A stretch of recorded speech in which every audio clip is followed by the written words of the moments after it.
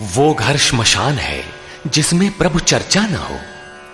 आज का मानव इतना व्यस्त है कि चाह कर भी भजन के लिए समय नहीं निकाल पाता। ऐसी परिस्थिति में गीता का संदेश कर्ण कुहरों तक पहुंच भर जाए तो परम श्रेय और समृद्धि के संस्कारों का बीजारोपण हो जाता है। भगवान की वाणी के इन कैसेटों से दिन भर उस परम प्रभु का स्मरण बना रहेगा और यही भजन की आधारशिला है।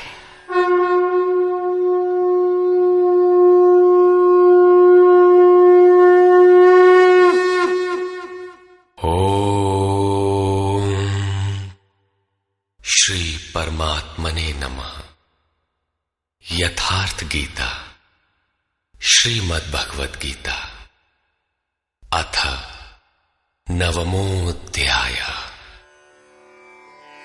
प्रस्तुत अध्याय में योगेश्वर श्री कृष्ण ने स्वयं चर्चा की कि योग युक्त पुरुष का ऐश्वर्य कैसा है, सब में व्याप्त रहने पर भी वो कैसे निर्लेप है, करते हुए भी वो कैसे अकर्ता है।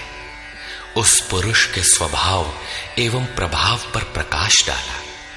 योग को आचरण में ढालने पर आने वाले देवतादिक विघ्नों से सतर्क किया और उस पुरुष के शरण होने पर बल दिया। श्री भगवान उवाच।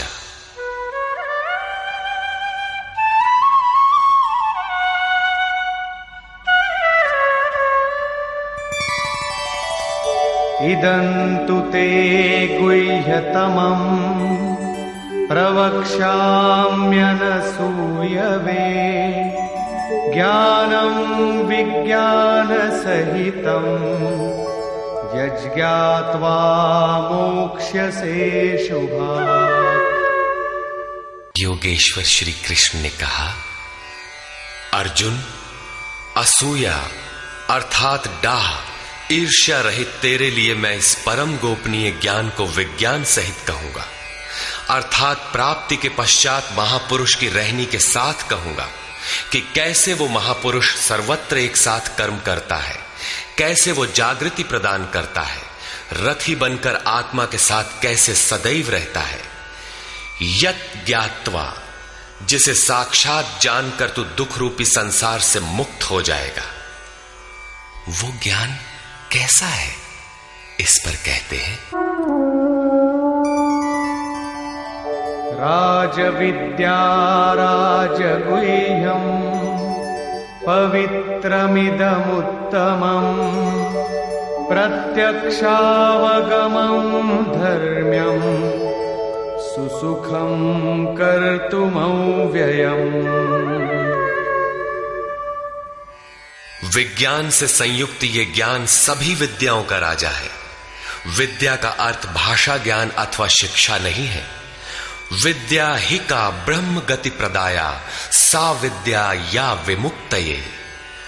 विद्या उसे कहते हैं कि जिसके पास आए उसे उठाकर ब्रह्म पथ पर चलाते हुए मोक्ष प्रदान कर दे। यदि रास्ते में रिद्धियों सिद्धियों अथवा प्रकृति में कहीं उलझ गया तो सिद्ध है कि अविद्या सफल हो गई। वो विद्या नहीं है। ये राजविद्या ऐसी है जो निश्चित कल्याण करने वाली है। ये सभी गोपनीयों का राजा है। अविद्या और विद्या के अवगुंठन का अनावरण होने पर योग युक्तता के पश्चात ही इससे मिलन होता है। ये अति पवित्र, उत्तम और प्रत्यक्ष फल वाला है।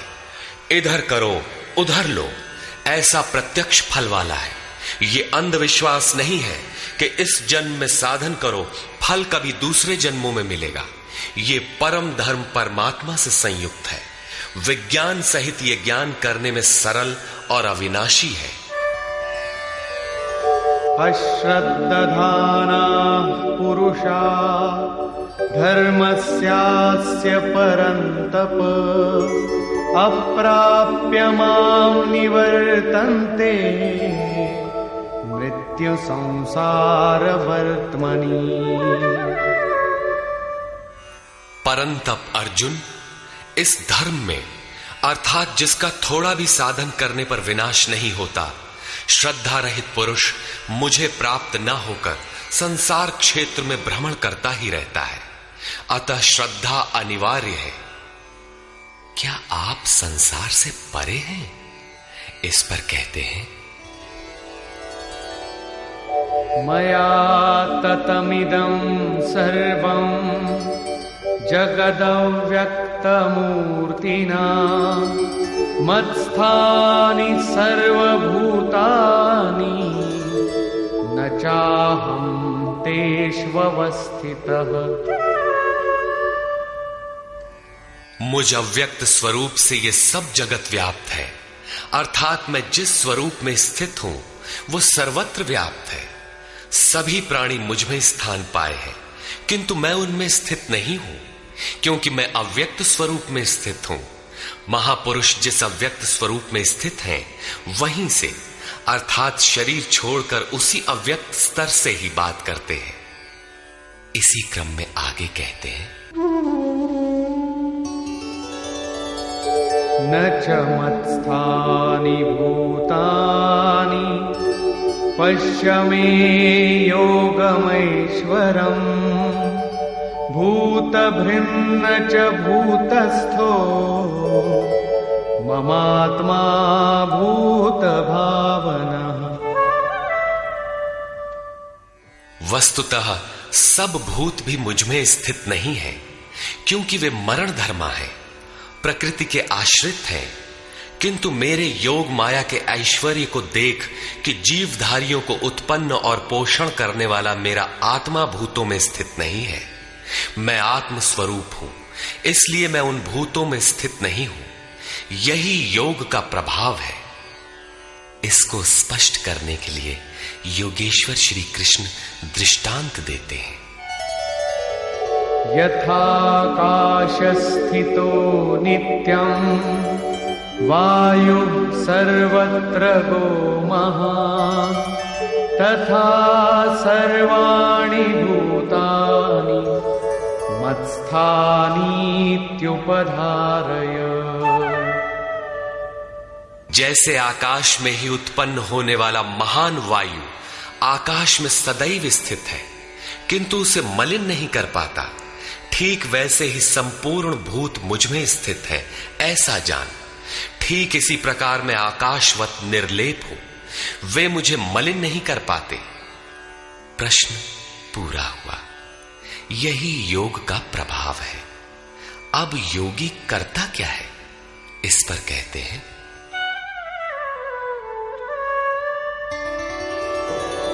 सर्वभूतानि कौन्तेय प्रकृतिं यान्ति मामिकाम् कल्पक्षये पुनस्तानि कल्पादौ विसृजाम्यहम्। अर्जुन, कल्प के विलय काल में सब भूत मेरी प्रकृति अर्थात मेरे स्वभाव को प्राप्त होते हैं, और कल्प के आदि में मैं उनको बार बार विसृजामि विशेष रूप से सृजन करता हूं। थे तो वे पहले से, किंतु विकृत थे, उन्हीं को रचता हूं, सजाता हूं। जो अचेत हैं उन्हें जागृत करता हूं, कल्प के लिए प्रेरित करता हूं। कल्प का तात्पर्य है उत्थानोन्मुख परिवर्तन। आसुरी संपद से निकलकर जैसे जैसे पुरुष दैवी संपद में प्रवेश पाता है, यहीं से कल्प का आरंभ है, और जब ईश्वर भाव को प्राप्त हो जाता है, वही कल्प का क्षय है। अपना कर्म पूरा करके कल्प भी विलय हो जाता है।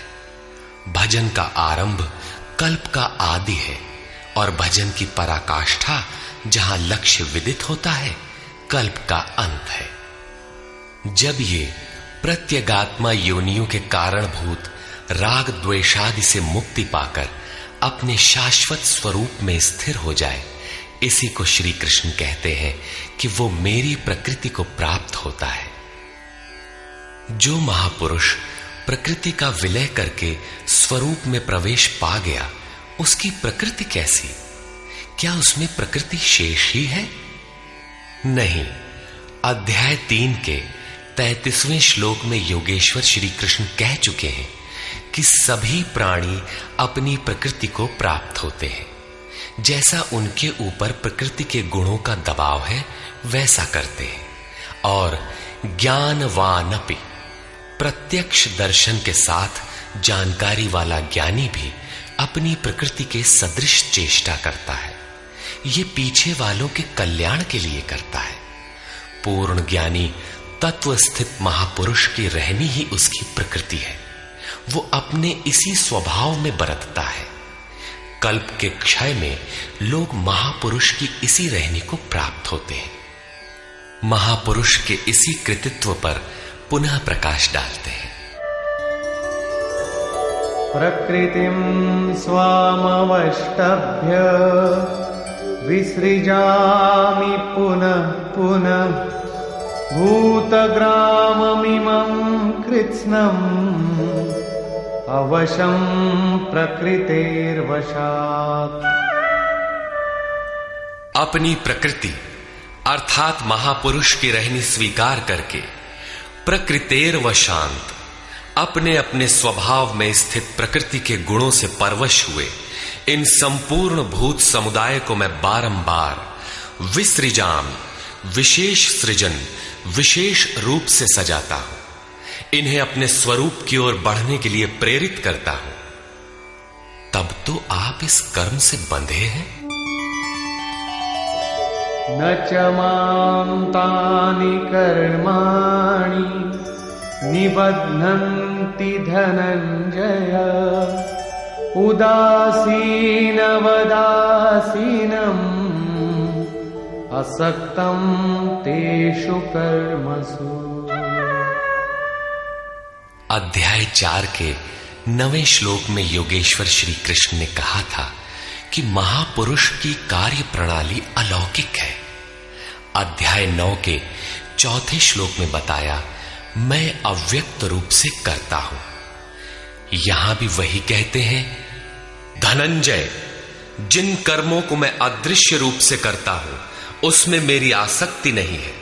उदासीन के सदृश स्थित रहने वाले मुझ परमात्म स्वरूप को वे कर्म नहीं बांधते, क्योंकि कर्म के परिणाम में जो लक्ष्य मिलता है उसमें मैं स्थित हूं। इसलिए उन्हें करने के लिए मैं विवश नहीं हूं। ये तो स्वभाव के साथ जुड़ी प्रकृति के कार्यों का प्रश्न था। महापुरुष की रहनी थी, उनकी रचना थी। अब मेरे अध्यास से जो माया रचती है वो क्या है?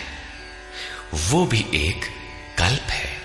मयाध्यक्षेण प्रकृतिः सूयते सचराचरम् हेतुनानेन कौन्तेय जगत् विपरिवर्तते। अर्जुन, मेरी अध्यक्षता में अर्थात मेरी उपस्थिति में सर्वत्र व्याप्त मेरे अध्यास से ये माया अर्थात त्रिगुणमयी प्रकृति, अष्टधा मूल प्रकृति और चेतन दोनों चराचर सहित जगत को रचती है, जो क्षुद्र कल्प है। और इसी कारण से यह संसार आवागमन के चक्र में घूमता रहता है। प्रकृति का यह क्षुद्र कल्प जिसमें काल का परिवर्तन है, मेरे अध्यास से प्रकृति ही करती है, मैं नहीं करता।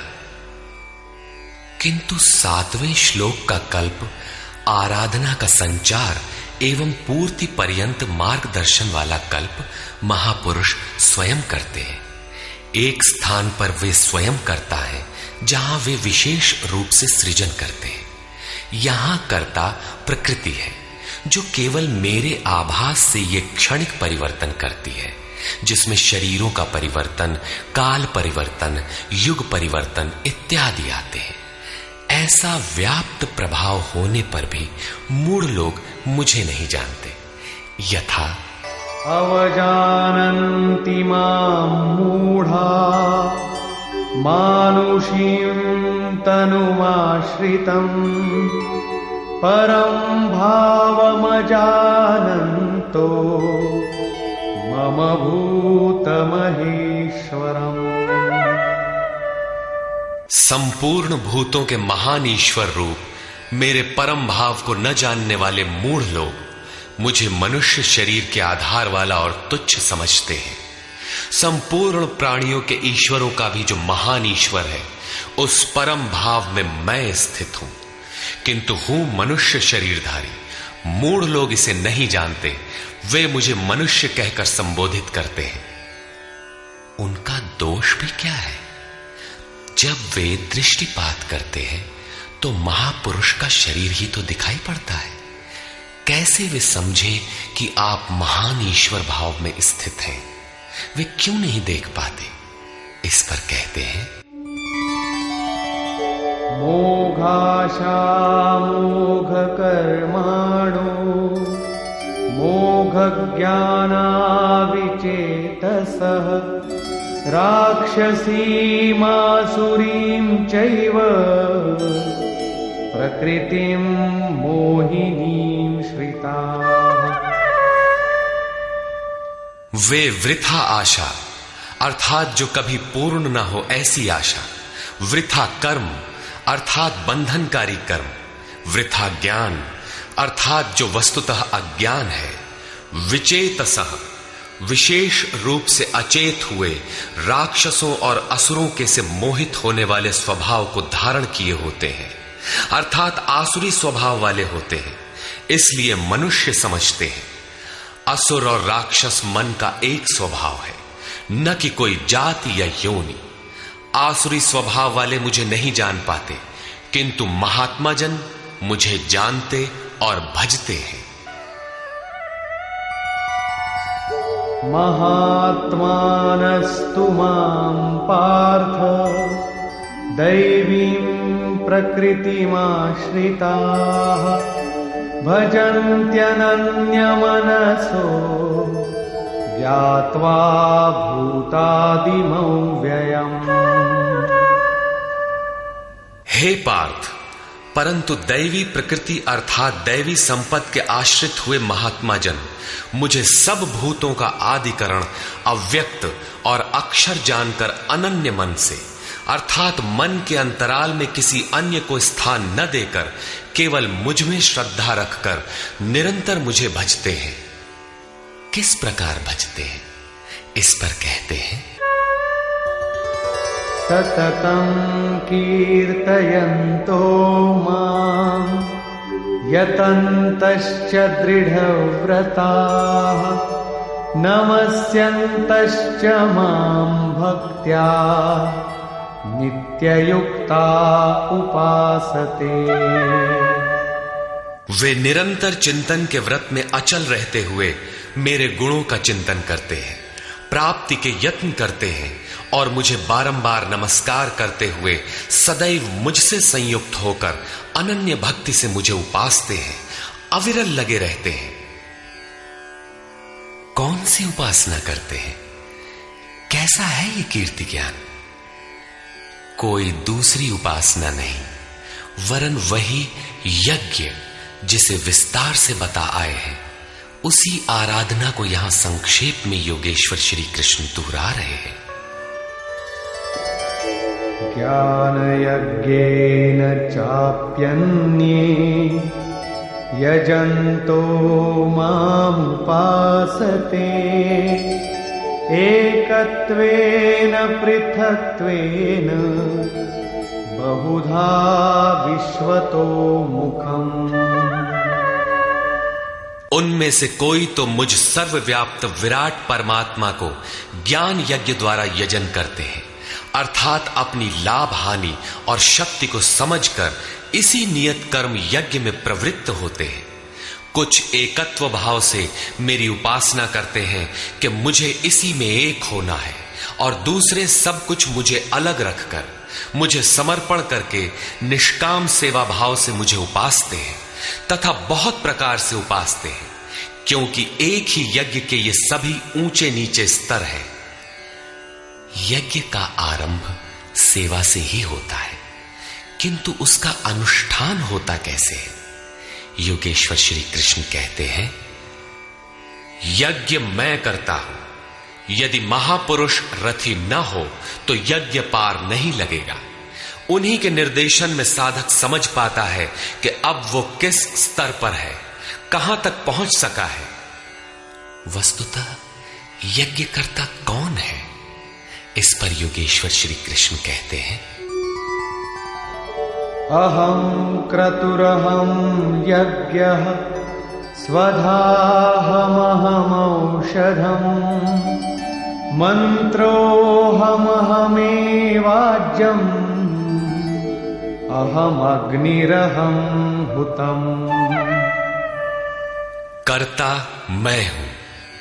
वस्तुतः कर्ता के पीछे प्रेरक के रूप में सदैव संचालित करने वाला इष्ट ही है। कर्ता द्वारा जो पार लगता है मेरी देन है। यज्ञ मैं हूं। यज्ञ आराधना की विधि विशेष है। पूर्ति काल में यज्ञ जिसका सृजन करता है उस अमृत का पान करने वाला पुरुष सनातन ब्रह्म में प्रवेश पा जाता है। स्वधा मैं हूं अर्थात अतीत के अनंत संस्कारों का विलय करना, उन्हें तृप्त कर देना मेरी देन है। भवरोग को मिटाने वाली औषधि मैं हूं। मुझे पाकर लोग इस रोग से निवृत्त हो जाते हैं। मंत्र मैं हूं। मन को श्वास के अंतराल में निरोध करना मेरी देन है। इस निरोध क्रिया में तीव्रता लाने वाली वस्तु आज्य अर्थात हवि भी मैं हूं। अग्नि मैं हूं। मेरे ही प्रकाश में मन की सभी प्रवृत्तियां विलय होती हैं तथा हवन अर्थात समर्पण भी मैं ही हूं। यहां योगेश्वर श्री कृष्ण बार बार मैं हूं कह रहे हैं। इसका आशय मात्र इतना है कि मैं ही प्रेरक के रूप में आत्मा से अभिन्न होकर खड़ा हो जाता हूं तथा निरंतर निर्णय देते हुए योग क्रिया को पूर्ण कराता हूं। इसी का नाम विज्ञान है। पूज्य महाराज जी कहा करते थे कि जब तक इष्ट देव रथी होकर श्वास प्रश्वास पर रोकथाम न करने लगे तब तक भजन आरंभ ही नहीं होता।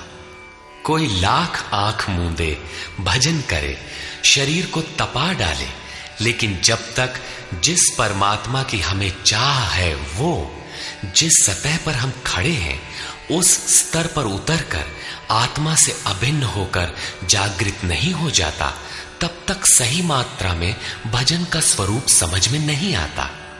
इसीलिए महाराज जी कहते थे, मेरे स्वरूप को पकड़ो मैं सब दूंगा। श्री कृष्ण कहते हैं सब मुझसे होता है।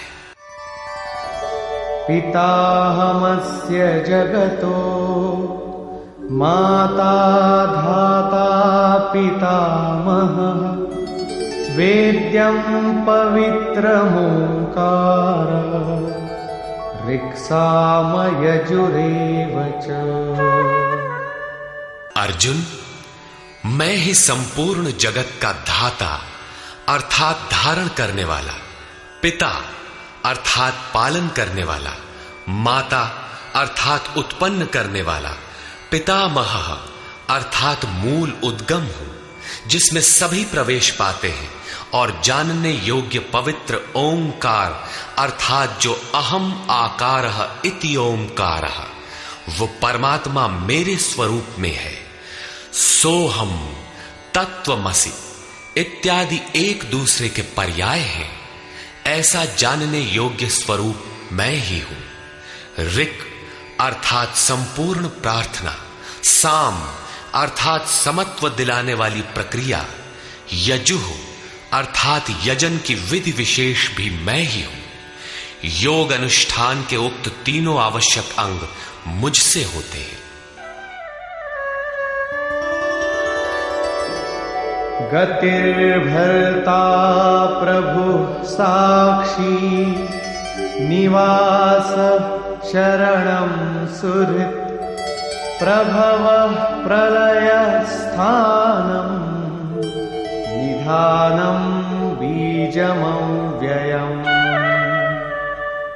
हे अर्जुन, गति अर्थात प्राप्त होने योग्य परम गति, भर्ता भरण पोषण करने वाला, सबका स्वामी, साक्षी अर्थात दृष्टा रूप में स्थित सबको जानने वाला, सबका वास स्थान शरण लेने योग्य, अकारण प्रेमी मित्र, उत्पत्ति और प्रलय अर्थात शुभाशुभ संस्कारों का विलय तथा अविनाशी कारण मैं ही हूं। अर्थात अंत में जिनमें प्रवेश मिलता है वे सारी विभूतियां मैं ही हूं। तपाम्यहमहं वर्षं निगृह्णाम्युत्सृजामि च अमृतं चैव मृत्युश्च सदसच्चाहमर्जुन। मैं सूर्य रूप से तपता हूं, वर्षा को आकर्षित करता हूं, मृत्यु से परे अमृतत्व तथा मृत्यु, सत और असत सब कुछ मैं ही हूं। अर्थात जो परम प्रकाश प्रदान करता है वो सूर्य मैं ही हूं। कभी कभी भजने वाले मुझे असत भी मान बैठते हैं, वे मृत्यु को प्राप्त होते हैं। इस प्रकार कहते हैं, त्रैविद्या मां सोमपाः पूतपापाः यज्ञैरिष्ट्वा स्वर्गतिं प्रार्थयन्ते ते पुण्यमासाद्य सुरेन्द्रलोकम् अश्नन्ति दिव्यान् दिवि देवभोगान्। आराधना विद्या के तीनों अंग ऋक्, साम और यजु अर्थात प्रार्थना, समत्व की प्रक्रिया और यजन का आचरण करने वाले, सोम अर्थात चंद्रमा के क्षीण प्रकाश को पाने वाले, पाप से मुक्त होकर पवित्र हुए पुरुष उसी यज्ञ की निर्धारित प्रक्रिया द्वारा मुझे इष्ट रूप में पूजकर स्वर्ग के लिए प्रार्थना करते हैं। यही असत की कामना है जिससे वे मृत्यु को प्राप्त होते हैं, उनका पुनर्जन्म होता है। जैसा पिछले श्लोक में योगेश्वर ने बताया, वे पूजते मुझे ही हैं, उसी निर्धारित विधि से पूजते हैं, किंतु बदले में स्वर्ग की याचना करते हैं। वे पुरुष अपने पुण्य के फल स्वरूप इंद्रलोक को प्राप्त होकर स्वर्ग में देवताओं के दिव्य भोग भोगते हैं, अर्थात ये भोग भी मैं ही देता हूं। ते तं भुक्त्वा स्वर्गलोकं विशालम् क्षीणे पुण्ये मर्त्यलोकं विशन्ति एवं त्रयी धर्ममनुप्रपन्ना गतागतं काम कामा लभन्ते। वे उस विशाल स्वर्ग को भोग कर पुण्य क्षीण होने पर मृत्युलोक अर्थात जन्म मृत्यु को प्राप्त होते हैं। इस प्रकार त्रयी धर्मम प्रार्थना, समत्व एवं यजन की तीनों विधियों से एक ही यज्ञ का अनुष्ठान करने वाले मेरे शरण हुए भी कामना वाले पुरुष बारंबार जाने आने को अर्थात पुनर्जन्म को प्राप्त होते हैं। अतः किसी प्रकार की कामना नहीं करनी चाहिए। जो कामना नहीं करते उन्हें क्या मिलता है? अनन्याश्चिन्तयन्तो मां ये जनाः पर्युपासते तेषां नित्याभियुक्तानां योगक्षेमं वहाम्यहम्। अनन्य भाव से मुझ में स्थित भक्तजन मुझ परमात्म स्वरूप का निरंतर चिंतन करते हैं। पर्युपासते लेश मात्र भी त्रुटि न रखकर मुझे उपासते हैं। उन नित्य एक ही भाव से संयुक्त हुए पुरुषों का योगक्षेम मैं स्वयं वहन करता हूं, अर्थात उनके योग की सुरक्षा की सारी जिम्मेदारी मैं अपने हाथ में लेता हूं। इतना होने पर भी लोग अन्य देवताओं को भजते हैं। येऽप्यन्य देवता भक्ता यजन्ते श्रद्धयान्विताः तेऽपि मामेव कौन्तेय यजन्त्यविधिपूर्वकम्। कौन्तेय, श्रद्धा से युक्त हुए जो भक्त दूसरे दूसरे देवताओं को पूजते हैं वे भी मुझे ही पूजते हैं, किंतु उनका वो पूजना अविधि पूर्वक है। मेरी प्राप्ति की विधि से रहित है। यहां योगेश्वर श्री कृष्ण ने दूसरी बार देवताओं के प्रकरण को लिया है। सर्वप्रथम अध्याय 7 के 20वें से 23वें श्लोक तक उन्होंने कहा, अर्जुन, कामनाओं द्वारा जिनके ज्ञान का अपहरण कर लिया गया है, ऐसे मूढ़ बुद्धि पुरुष अन्य देवताओं की पूजा करते हैं, और जहां पूजा करते हैं वहां देवता नाम की सक्षम सत्ता तो है नहीं, परंतु पीपल, पत्थर, भूत, भवानी अथवा अन्यत्र जहां उनकी श्रद्धा झुक जाती है वहां कोई देवता नहीं है। मैं ही सर्वत्र हूं। उस स्थान पर मैं ही खड़ा होकर उनकी देव श्रद्धा को उन स्थानों पर स्थिर करता हूं। मैं ही फल का विधान करता हूं, फल देता हूं। फल निश्चित मिलता है, किंतु उनका फल नाशवान है। आज है तो कल भोगने में आ जाएगा, नष्ट हो जाएगा, जबकि मेरा भक्त नष्ट नहीं होता। अतः वे मूढ़ बुद्धि जिनके ज्ञान का अपहरण हो गया है वही अन्य देवता की पूजा करते हैं।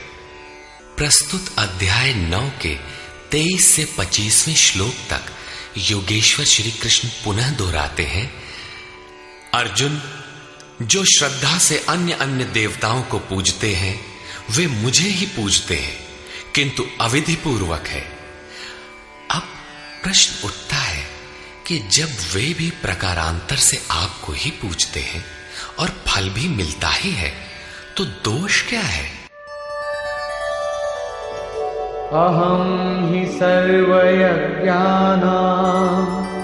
भोक्ता च प्रभुरेव च न तु मामभिजानन्ति तत्त्वेनातश्च वन्ति ते। संपूर्ण यज्ञों का भोक्ता अर्थात यज्ञ जिसमें विलय होते हैं, यज्ञ के परिणाम में जो मिलता है वो मैं हूं और स्वामी भी मैं ही हूं, परंतु वे मुझे तत्व से भली प्रकार नहीं जानते, इसलिए च्यवंती गिरते हैं। अर्थात वे कभी अन्य देवताओं में गिरते हैं और तत्व से जब तक नहीं जानते तब तक कामनाओं से भी गिरते हैं।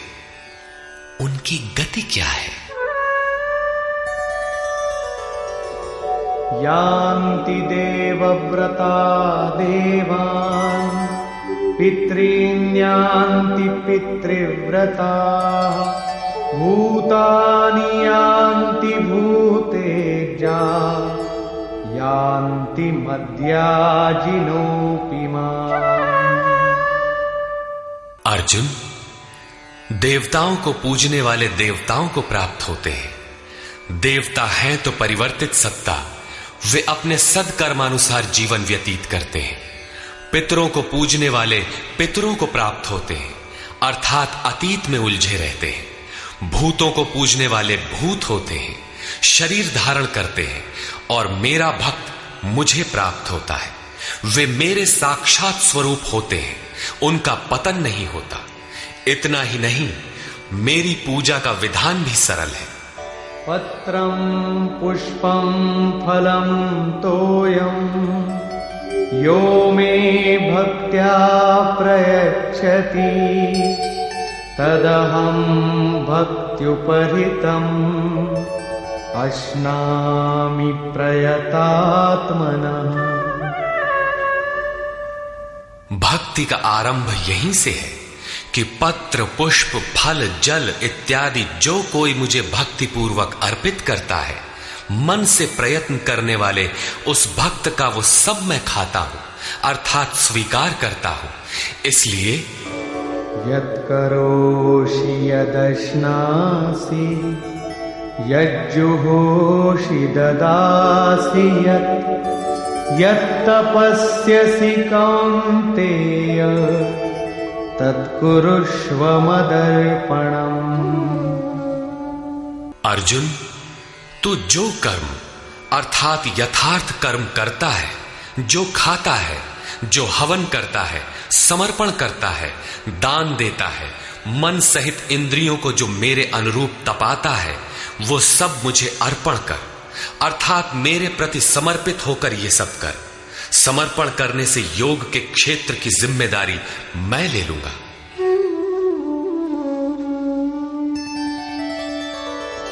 शुभाशुभ फलैरेवं मोक्ष्यसे कर्म बन्धनैः संन्यासयोगयुक्तात्मा विमुक्तो मामुपैष्यसि। इस प्रकार सर्वस्व के न्यास संन्यास योग से युक्त हुआ तू शुभाशुभ फलदाता कर्मों के बंधन से मुक्त होकर मुझे प्राप्त होगा। उपर्युक्त 3 श्लोकों में योगेश्वर श्री कृष्ण ने क्रमबद्ध साधन और उसके परिणाम का चित्रण किया है। पहले पत्र पुष्प फल जल का पूर्ण श्रद्धा से अर्पण, दूसरे समर्पित होकर कर्म का आचरण और तीसरे पूर्ण समर्पण के साथ सर्वस्व का त्याग। इनके द्वारा कर्म बंधन से विमुक्त अर्थात विशेष रूप से मुक्त हो जाएगा। मुक्ति से मिलेगा क्या? बताया मुझे प्राप्त होगा।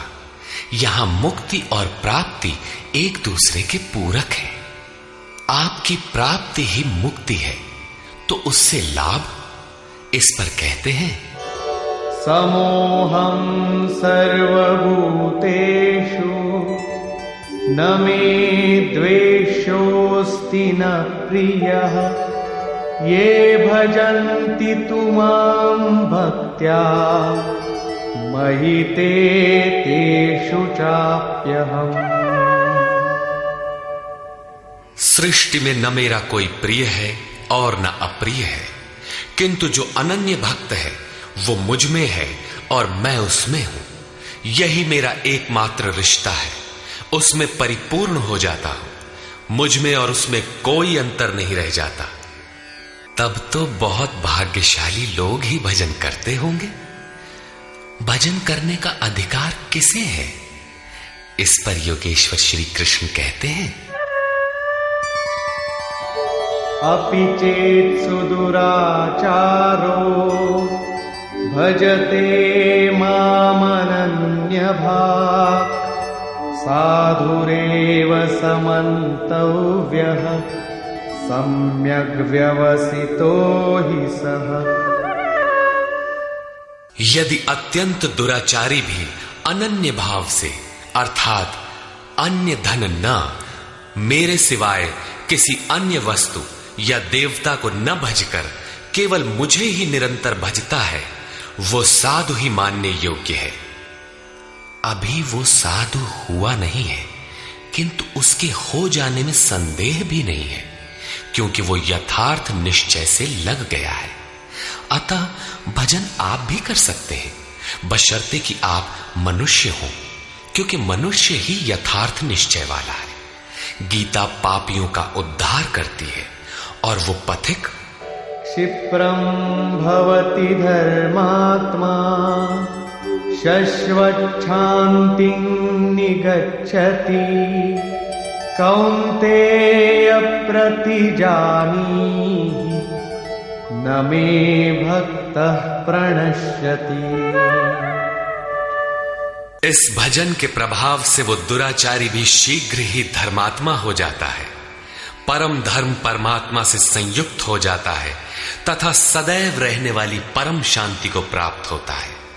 कौन्तेय, तो निश्चय पूर्वक सत्य जान कि मेरा भक्त कभी नष्ट नहीं होता। यदि एक जन्म में पार नहीं लगा तो अगले जन्मों में भी वही साधन करके शीघ्र ही परम शांति को प्राप्त होता है। अतः सदाचारी दुराचारी सभी को भजन करने का अधिकार है। इतना ही नहीं, अपितु मां हि पार्थ व्यपाश्रित्य येऽपि स्युः पापयोनयः स्त्रियो वैश्यास्तथा शूद्राः तेऽपि यान्ति परां गतिम्।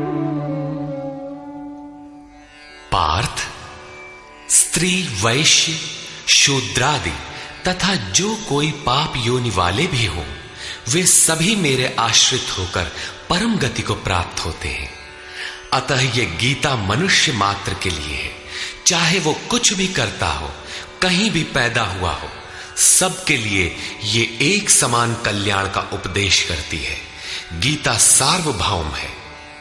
पाप योनि अध्याय 16 के 7वें से 21वें श्लोक तक आसुरी वृत्ति के लक्षणों के अंतर्गत भगवान ने बताया कि जो शास्त्र विधि का त्याग कर नाम मात्र के यज्ञों द्वारा दंभ से यजन करते हैं, वे नरों में अधम है। यज्ञ है नहीं किंतु नाम दे रखा है और दंभ से यजन करता है, वो क्रूर कर्मी और पापाचारी अर्थात पाप योनि है। वैश्य शूद्र भगवत पथ की सीढ़ियां हैं। स्त्रियों के प्रति कभी सम्मान कभी हीनता की भावना रही है, किंतु योग प्रक्रिया में स्त्री और पुरुष दोनों का समान ही प्रवेश है। किम पुनर्ब्राह्मणा पुण्या भक्ता राजर्षयस्तथा अनित्यमसुखं लोकम् इमं प्राप्य भजस्व माम्। फिर तो ब्राह्मण तथा राजर्षि क्षत्रिय श्रेणी के भक्तों के लिए कहना ही क्या है। ब्राह्मण एक अवस्था विशेष है जिसमें ब्रह्म में प्रवेश दिला देने वाली सारी योग्यताएं विद्यमान है। शांति, आर्जव, अनुभवी, उपलब्धि, ध्यान और इष्ट के निर्देशन पर जिसमें चलने की क्षमता है, यही ब्राह्मण की अवस्था है। राजर्षि क्षत्रिय में रिद्धियों सिद्धियों का संचार, शौर्य, स्वामी भाव, पीछे न हटने का स्वभाव रहता है। इस योग स्तर पर पहुंचे हुए योगी तो पार होते ही हैं, उनके लिए क्या कहना है। अतः अर्जुन, तू सुख रहित क्षण भंगुर इस मनुष्य शरीर को प्राप्त होकर मेरा ही भजन कर। इस नश्वर शरीर के ममत्व पोषण में समय नष्ट न कर। अतः वे भजन की धारणा पर प्रोत्साहन देते हैं।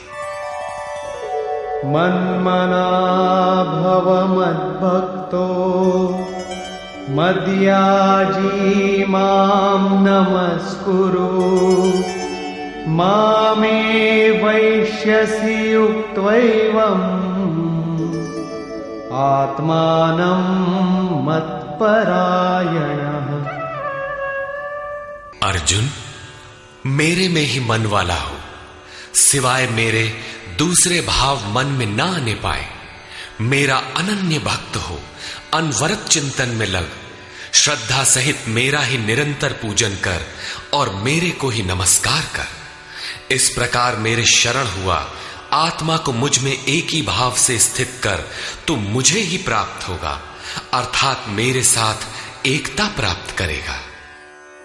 निष्कर्ष, इस अध्याय के आरंभ में श्री कृष्ण ने कहा, अर्जुन, तुझ दोष रहित भक्त के लिए मैं इस ज्ञान को विज्ञान सहित कहूंगा, जिसे जानकर कुछ भी जानना शेष नहीं रहेगा। इसे जानकर तू संसार बंधन से छूट जाएगा। यह ज्ञान संपूर्ण विद्याओं का राजा है। विद्या वह है जो परब्रह्म में प्रवेश दिलाए। यह ज्ञान उसका भी राजा है, अर्थात निश्चित कल्याण करने वाला है। यह संपूर्ण गोपनीयों का भी राजा है। गोपनीय वस्तु को भी प्रत्यक्ष कराने वाला है। यह प्रत्यक्ष फल वाला, साधन करने में सुगम और अविनाशी है। इसका थोड़ा भी साधन आपसे पार लग जाए तो इसका कभी नाश नहीं होता, वरन इसके प्रभाव से वह परम श्रेय तक पहुंच जाता है। किंतु इसमें एक शर्त है। श्रद्धा विहीन पुरुष परम गति को प्राप्त न होकर संसार चक्र में भटकता है। योगेश्वर श्री कृष्ण ने योग के ऐश्वर्य पर भी प्रकाश डाला। दुख के संयोग का वियोग ही योग है, अर्थात जो संसार के संयोग वियोग से सर्वथा रहित है, उसका नाम योग है। परम तत्व परमात्मा के मिलन का नाम योग है। परमात्मा की प्राप्ति ही योग की पराकाष्ठा है। जो इसमें प्रवेश पा गया, उस योगी के प्रभाव को देख कि संपूर्ण भूतों का स्वामी और जीवधारियों का पोषण करने वाला होने पर भी मेरा आत्मा उन भूतों में स्थित नहीं है। मैं आत्म स्वरूप में स्थित हूं, वही हूं जैसे आकाश से उत्पन्न सर्वत्र विचरने वाला वायु आकाश में ही स्थित है, किंतु उसे मलिन नहीं कर पाता। उसी प्रकार संपूर्ण भूत मुझ में स्थित है, लेकिन मैं उनमें लिप्त नहीं हूं। अर्जुन, कल्प के आदि में मैं भूतों को विशेष प्रकार से रचता हूं, सजाता हूं, और कल्प के पूर्ति काल में संपूर्ण भूत मेरी प्रकृति को अर्थात योगारूढ़ महापुरुष की रहनी को, उनके अव्यक्त भाव को प्राप्त होते हैं। यद्यपि महापुरुष प्रकृति से परे हैं, किंतु प्राप्ति के पश्चात स्वभाव अर्थात स्वयं में स्थित रहते हुए लोक संग्रह के लिए जो कार्य करता है, वह उसकी एक रहनी है। इसी रहनी के कार्यकलाप को उस महापुरुष की प्रकृति कहकर संबोधित किया गया है। एक रचयिता तो मैं हूं जो भूतों को कल्प के लिए प्रेरित करता हूं, और दूसरी रचयिता त्रिगुणमयी प्रकृति है जो मेरे अध्यास से चराचर सहित भूतों को रचती है। यह भी एक कल्प है जिसमें शरीर परिवर्तन, स्वभाव परिवर्तन और काल परिवर्तन निहित है। इस प्रकार कल्प दो प्रकार के हैं। एक तो वस्तु का, शरीर और काल का परिवर्तन कल्प है। यह परिवर्तन प्रकृति ही मेरे आभास से करती है, किंतु इससे महान कल्प जो आत्मा को निर्मल स्वरूप प्रदान करता है, उसका श्रृंगार महापुरुष करते हैं। वे अचेत भूतों को सचेत करते हैं। भजन का आदि ही इस कल्प का आरंभ है, और भजन की पराकाष्ठा कल्प का अंत है। जब यह कल्प भवरोग से पूर्ण निरोग बनाकर शाश्वत ब्रह्म में प्रवेश अर्थात स्थिति दिला देता है, उस प्रवेश काल में योगी मेरी रहनी और मेरे स्वरूप को प्राप्त होता है। प्राप्ति के पश्चात महापुरुष की रहनी ही उसकी प्रकृति है। योगेश्वर श्री कृष्ण कहते हैं, अर्जुन, मूढ़ लोग मुझे नहीं जानते, मुझ ईश्वरों के ईश्वर को भी तुच्छ समझते हैं। साधारण मनुष्य मानते हैं। प्रत्येक महापुरुष के साथ यह विडंबना रही है कि तत्कालीन समाज ने उनकी उपेक्षा की, उनका डटकर विरोध हुआ। श्री कृष्ण भी इसके अपवाद नहीं थे। वे कहते हैं, मैं परम भाव में स्थित हूं, किंतु शरीर मेरा भी मनुष्य का ही है। अतः मूढ़ पुरुष मुझे तुच्छ कहकर, मनुष्य कहकर संबोधित करते हैं। ऐसे लोग व्यर्थ आशा वाले, व्यर्थ कर्म वाले, व्यर्थ ज्ञान वाले हैं कि कुछ भी करें और कह दें कि हम तो कामना नहीं करते, हो गए निष्काम कर्मयोगी। वे आसुरी स्वभाव वाले मुझे नहीं परख पाते, किंतु दैवी संपत्ति को प्राप्त जन अनन्य भाव से मेरा ध्यान करते हैं, मेरे गुणों का निरंतर चिंतन करते हैं। अनन्य उपासना अर्थात यज्ञार्थ कर्म के दो ही मार्ग हैं। पहला है ज्ञान मार्ग अर्थात अपने भरोसे, अपनी शक्ति को समझकर उसी नियत कर्म में प्रवृत्त होना, और दूसरी विधि स्वामी सेवक भावना की है, जिसमें सद्गुरु के प्रति समर्पित होकर वही कर्म किया जाता है। इन्हीं दो दृष्टियों से लोग मुझे उपासते हैं, किंतु उनके द्वारा जो पार लगता है वह यज्ञ, वह हवन, वह कर्ता, श्रद्धा और औषधि जिससे भावरोग की चिकित्सा होती है, मैं ही हूं। अंत में जो गति प्राप्त होती है वह गति भी मैं ही हूं। इसी यज्ञ को लोग त्रैविद्या, प्रार्थना, यजन और समत्व दिलाने वाली विधियों से संपादित करते हैं, किंतु बदले में स्वर्ग की कामना करते हैं। तो मैं स्वर्ग भी देता हूं। उसके स्वभाव से वे इंद्र पद प्राप्त कर लेते हैं, दीर्घ काल तक उसे भोगते हैं, किंतु पुण्य क्षीण होने पर वे पुनर्जन्म को प्राप्त होते हैं। उनकी क्रिया सही थी, किंतु भोगों की कामना रहने पर पुनर्जन्म पाते हैं। अतः भोगों की कामना नहीं करनी चाहिए। जो अनन्य भाव से अर्थात मेरे सिवाय दूसरा है ही नहीं, ऐसे भाव से जो निरंतर मेरा चिंतन करते हैं, लेश मात्र भी त्रुटि न रह जाए, ऐसे जो भजते हैं, उनके योग की सुरक्षा का भार मैं अपने हाथ में ले लेता हूं। इतना होने पर भी कुछ लोग अन्य देवताओं की पूजा करते हैं, वे भी मेरी ही पूजा करते हैं, किंतु वह मेरी प्राप्ति की विधि नहीं है। वे संपूर्ण यज्ञों के भोक्ता के रूप में मुझे नहीं जानते, अर्थात उनकी पूजा के परिणाम में मैं नहीं मिलता, इसीलिए उनका पतन हो जाता है।